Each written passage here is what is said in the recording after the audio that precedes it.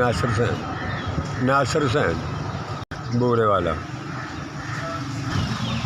जी। भाईजान गरीब आदमी है, मजदूरी कर रहे हैं, चूजे लियाई ने कमीशन से वेची दे ने, बच्चों की रोटी रब दे दिंदा, लै जाईदी। बस 200-400 लभ जाता बच्चों की रोटी ली, वो लै जाईदा है, आटा तेल लून लैके बच्चों को जाके खवाईदा। कमीशन साडी 10-20 रुपए, किसी को 20 बज जाते हैं, किसी को 10 बजते हैं, किसी को 5 बज जाते हैं। कोई फिक्स रेट तो होंदा नहीं। 200 का दे रहे हैं, कोई 200 तो थले लै जाता है, कोई 200 का लै जाता है। बच्चे ने 2 बच्चियां ने, ज़रा वड्डियां ने, बच्चे बिल्कुल छोटे ने 2। हाले वो घर का सर्कट ही बच्चे ने करना, छोटे बच्चे ने हाले कुछ करन जोगे ही नहीं।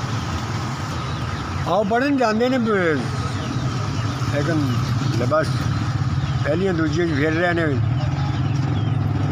छोटे गरीब आदमी है जी, कृष्ण नगर मेन रोड से आके खड़े हो जाए, सुबह आईदा, शाम में चले जाइदा, कुछ रब दे दिंदा है, कभी नहीं भी लगता।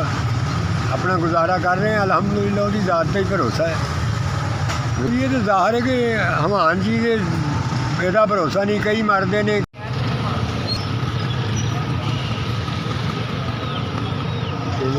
जाने जिन्हें पैसे 3000 भेजे, रब वो बच्चों को तंदुरुस्ती सेहत अता फरमाए, अल्लाह उन्होंने नेक जजा दे। उन्होंने भेज दिता साढ़े वास्ते, लेकिन अल्लाह उन्होंने कबूल करे, रब बोला जी तो उन्होंने शर्मिया दे और इज्जत दे।